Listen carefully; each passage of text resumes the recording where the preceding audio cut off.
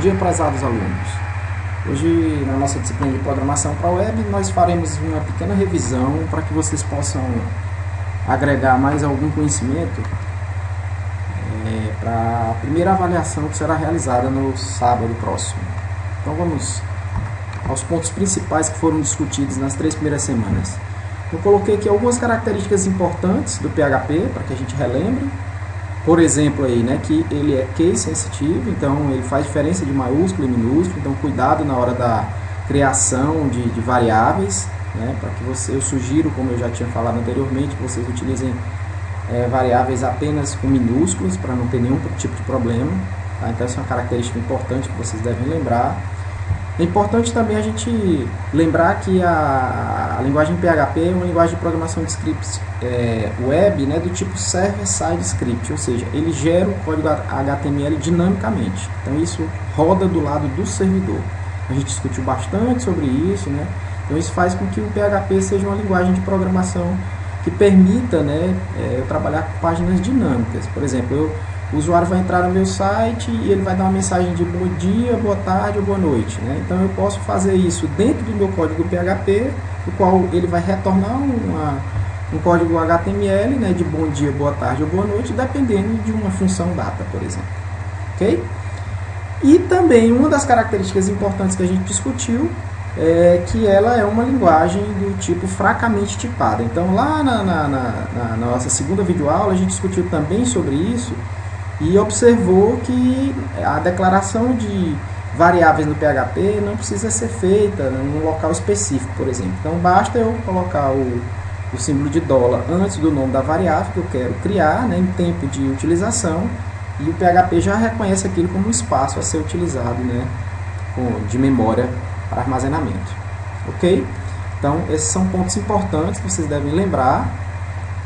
Outra coisa importante também, né, em relação a como são as marcações que o meu servidor PHP vai processar dinamicamente. Então tem que estar dentro das tags PHP, né? Então tem basicamente duas formas aqui de estar utilizando isso. Estão aí em tela, né? Uma com o PHP escrito, né? E outra sem ele, que seria a forma simplificada. Lembrando, né, vocês devem ter feito isso na configuração lá na primeira aula. Para que a gente habilite esse modo, a gente tem que abrir o arquivo php.ini e alterar lá onde eu tenho o short open tag, né, habilitando essa opção. Ok?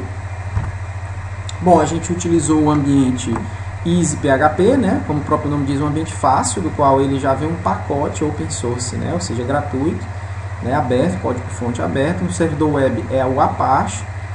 O banco de dados também é um banco de dados gratuito, que é o MySQL, tá? E o ambiente funciona para o Windows. Lembrando que tem dois outros pacotes que vocês podem utilizar, né? Que é o pacote WAMP Server, que funciona para o Windows com as mesmas características, e o pacote LAMP Server, né, que é para ambiente Linux. Ok? A gente viu a instalação desse pacote, é bastante simplificado.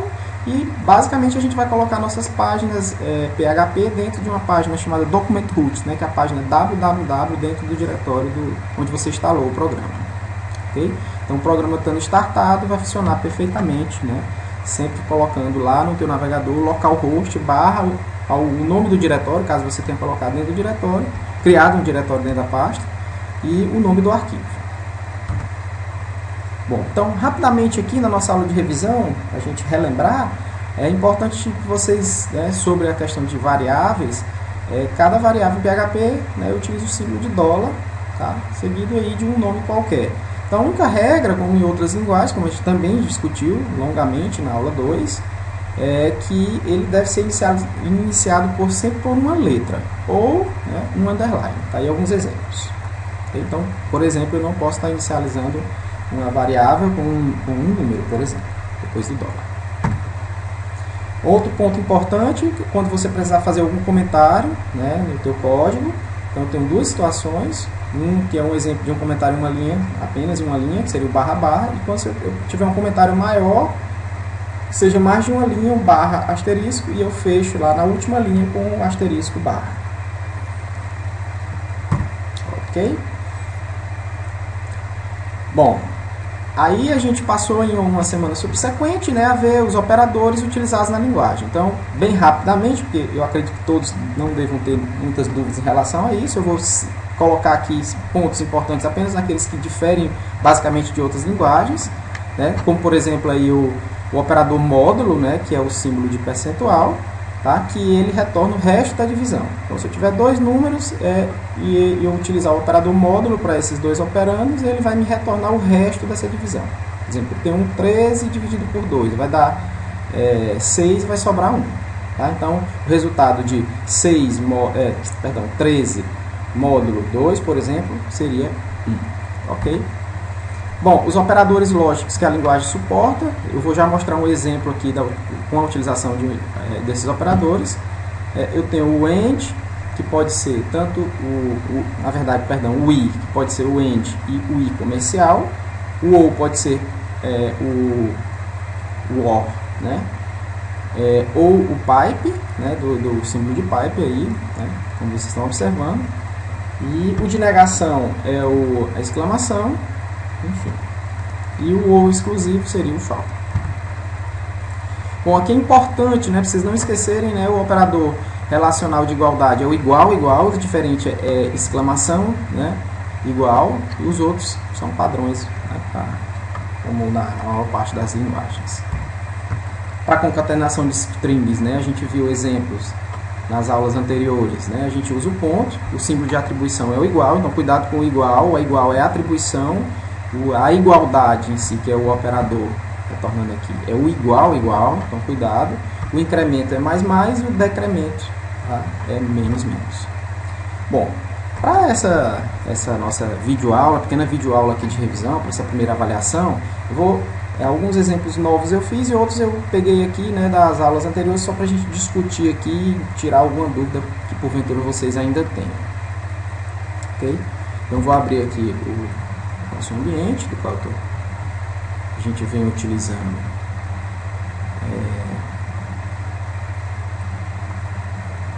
o Notepad++.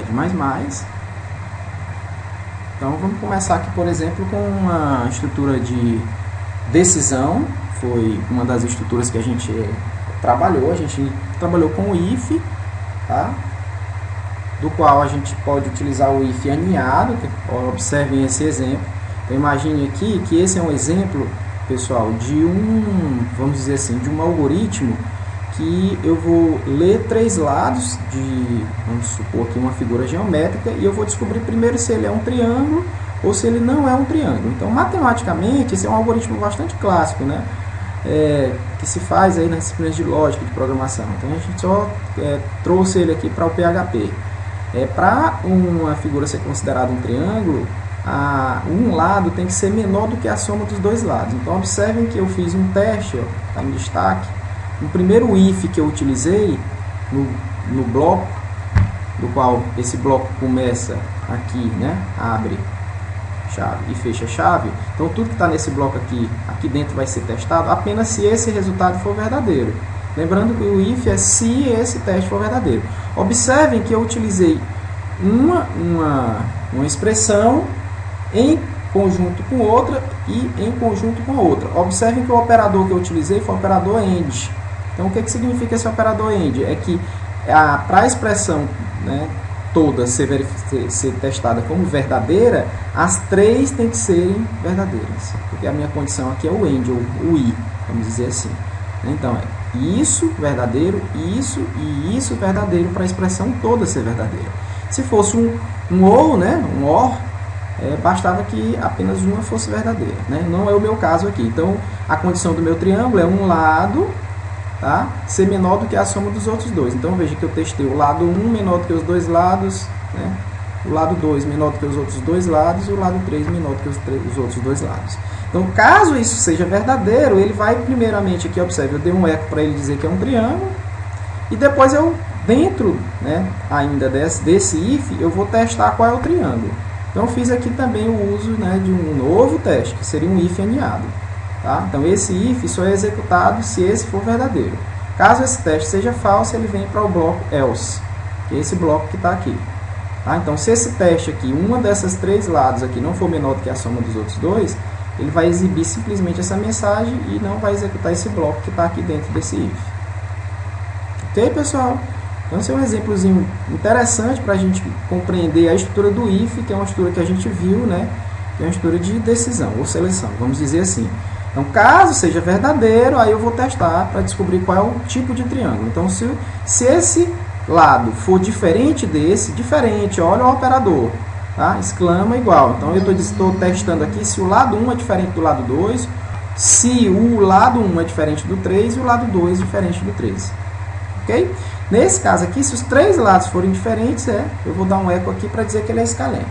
Aí veja que para esse if, depois desse bloco, desse if, eu fiz um else if, ou seja, caso essa condição não seja verdadeira, eu faço um novo teste, que é a minha possibilidade de, né, que a linguagem me proporciona com o else if. Então, ele só vai executar esse else if se esse teste for falso. Tá? Então, esse sendo falso, eu testo novamente, eu testo agora, por exemplo, né, aqui na minha lógica de programação, eu resolvi testar se os lados são iguais, se o lado 1 é igual ao lado 2 e se o lado 2 é igual ao lado 3. Então, eu posso afirmar que se essas duas expressões forem verdadeiras, é porque, né, os três lados são iguais. Então, eu vou dar um eco dizendo que ele é equilátero. Caso esse seja falso, esse if e esse else if seja falso, a condição, né, pode existir ainda para o caso do triângulo aqui, seria os dois lados serem iguais. Se os três lados não são diferentes, se os três lados não são iguais, é porque dois são iguais. Então veja que quando eu uso esse else simplesmente é a minha condição falsa, né? Caso esses dois testes aqui, o if e o else if, retornem falso. Okay? Então ele vai dizer que é isósceles. Tá? Se a gente quiser testar, veja que eu tenho aqui 1, 2, 3. Vamos observar.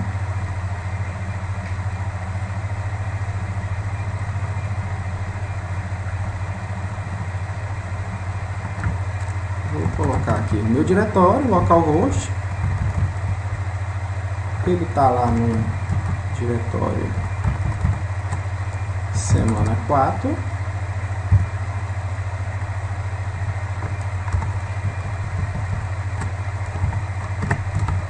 E o nome do meu exemplo triângulo.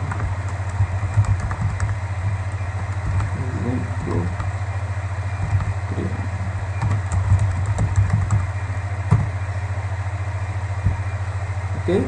Então, ele está dizendo que os lados não formam um triângulo. O que significa? Que ele não entrou nesse bloco aqui, if, porque esse if deu falso. Se ele deu falso, ele vai para o bloco else, tá?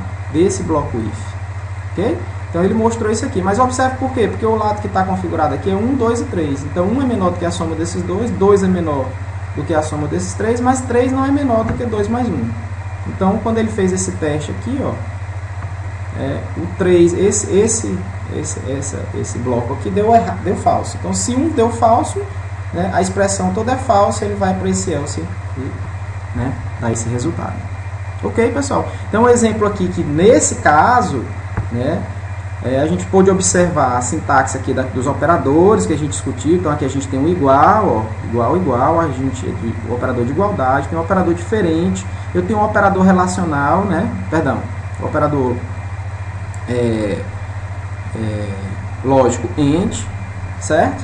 E eu tenho aqui o bloco, né, de estrutura de decisão, ou escolha, né, vamos dizer assim, if com else if com else, né?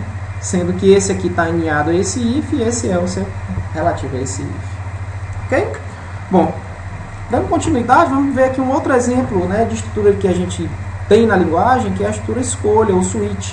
Tá? Então, observe que aqui eu crio uma variável escolha, né, atribuo um string para ela, chamada Flamengo, ok?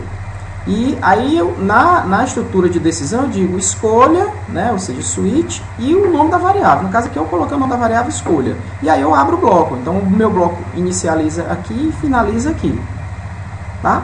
Então, como é que é a estrutura de decisão, nesse caso, switch, que difere do caso do if, porque ele não testa apenas retornando o valor verdadeiro ou falso. Ele pode testar aí um inteiro, um real, né, como em outras linguagens. Certo? Então, ele vai testar o valor que está na variável. Né? Pode ser um string, pode ser um inteiro, pode ser um real, enfim. Ok? Então, ele testa aqui, ó, caso né, o valor dessa variável seja Flamengo, nesse caso seria, né, exatamente, ele vai dar um eco ao time do Rio de Janeiro. Se esse valor aqui, por exemplo, fosse um São Paulo, ele ia dar essa mensagem, e assim sucessivamente. Observe que a sintaxe é case, ou seja, caso, o que eu quero testar, né? 2 pontos, e aí eu faço o que eu quero. Nesse caso aqui eu estou dando uma mensagem, mas poderia ser qualquer outro comando PHP, né? Em seguida eu dou sempre um break, porque o break significa que ele só executa um desses casos, tá? E caso nenhum desses valores seja previsto, tá? Ele vai dar aqui um default, ou seja, caso ele não ache esse valor aqui dentro dos previstos, dos casos previstos na minha programação, né, eu programo aqui uma cláusula, vamos dizer assim, default, né, para ele não retornar nenhum problema na execução do meu programa. Tá? Então, nesse caso aqui, eu programei para ele dar uma mensagem, a opção inválida. Ok? Então, aqui ele, se eu for testar, então, aqui ele, ó, semana 4, eu vou alterar aqui para Flamengo, para ele não entrar aqui na primeira, vou botar Grêmio. Tá? Então, é para ele achar aqui, ó, caso Grêmio, então ele é para mostrar essa mensagem. Estrutura, escolha o nome do arquivo.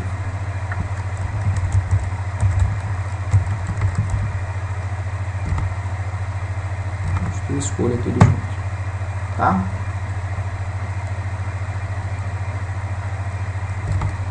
Ok, salvei.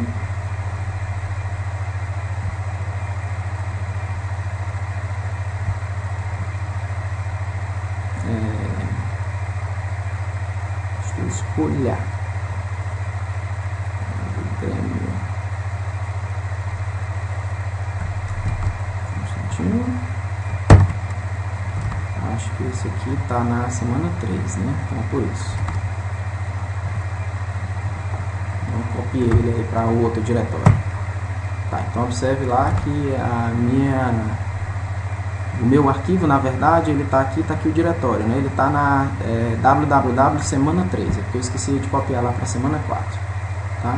Na hora de eu salvar, eu salvei no diretório anterior. Então, na hora que eu coloquei aqui semana 3, a sua escolha, ele me deu aqui o valor esperado. Ok? Pronto, então a gente viu aqui o if, viu o exemplo da estrutura escolha, tá? Lembrando, mais uma das estruturas que a gente trabalhou, né? Que foi as estruturas de repetição, né? Então eu tenho um for, por exemplo, quando eu preciso contar quantas vezes uma determinada interação é executada. Então, basicamente, só lembrando aqui, aquele exemplo lá do Fibonacci, é que eu tenho um for para, e aí eu tenho esses 3 parâmetros aqui separados por vírgula, ponto e vírgula, perdão. Aqui eu determino a minha inicialização, o valor, né, inicial. Depois aqui eu vou ter a minha condição a ser testada na interação. E aqui como eu vou incrementar, né, para que esse meu for aqui seja executado uma determinada quantidade de vezes. Okay? Então esse é o parâmetro. Eu não coloquei aqui o exemplo, mas vocês têm aí nos slides da aula anterior. Eu tenho também a situação da estrutura de decisão chamada while, que seria um enquanto. E aí eu coloco entre parênteses uma condição a ser testada. E aí abro o bloco. E aí ele vai ser executado enquanto aquilo for verdadeiro. Tá? Normalmente eu coloco uma situação de incremento dentro do bloco. E eu tenho também, né, eu tenho além do while, eu tenho o do while, né? A diferença do while é que ele executa pelo menos uma vez, certo? Por quê? Porque ele do é faça, uma série de comandos, e eu testo depois do final do bloco. Fechei o bloco, while, e aí eu faço a minha condição, tá? Similar aí às outras linguagens. Então, pessoal, assim, de forma bem resumida, pela nossa questão do tempo e por a gente já ter também outras videoaulas que a gente trabalhou esses conceitos, a gente vai pedir que vocês deem uma estudada, né? Qualquer dúvida eu estou à disposição no e-mail. E basicamente, nessas 3 primeiras semanas, foi isso que a gente trabalhou. Lembrando também que é importante vocês darem uma revisada, por exemplo, aqui só para abrir rapidamente, aquele exemplo, a situação de função, né, em PHP, a gente viu como criar a função, né? Então, revisem isso também. Então, basicamente é function, o nome da função que eu vou colocar, né? E entre parênteses eu vou colocar a quantidade de parâmetros que eu preciso dentro da minha função. Lembrando, normalmente a minha função, né, em PHP, ela retorna algum valor, Tá? Então a passagem de parâmetro padrão do PHP é por valor. Certo? Se eu precisar passar um parâmetro por referência, eu tenho que colocar um i comercial na variável. Né? A gente discutiu isso também. Então veja aqui que eu criei algumas funções, a função quadrada, que eu pego o valor de um parâmetro e multiplico ele por ele mesmo. E eu peguei aqui e criei também uma função soma, que ele soma os dois. Lembrando aqui que eu coloquei no arquivo separado, não sei se vocês estão lembrados desse exemplo lá. Tá? E lá no meu exemplo da minha função, eu usei uma outra função, que no caso é uma função embutida do PHP, chamada include. Né? Então, aqui eu estou dizendo assim, inclua, né, o trecho de código que está no arquivo function.inc.php, que é esse arquivo aqui. Tá? Então, é como se ele fosse aqui, buscasse toda essa linha de código e jogasse aqui. Então, isso faz com que eu possa ter um bloco reutilizável. Eu posso separar as minhas funções em um arquivo, né, e toda vez que eu precisar, eu dou só um include no meu código lá no cabeçalho. Então, aqui, ó, normalmente aqui eu faço o uso das funções que estão lá dentro. Eu fiz o uso da função quadrado, a função soma e a função cabeçalho. Tá? Por quê? Porque quando eu dou um include, ele vai lá e busca as três funções que eu programei, né, em PHP. Ok? Boa semana, bons estudos e uma boa avaliação no próximo sábado.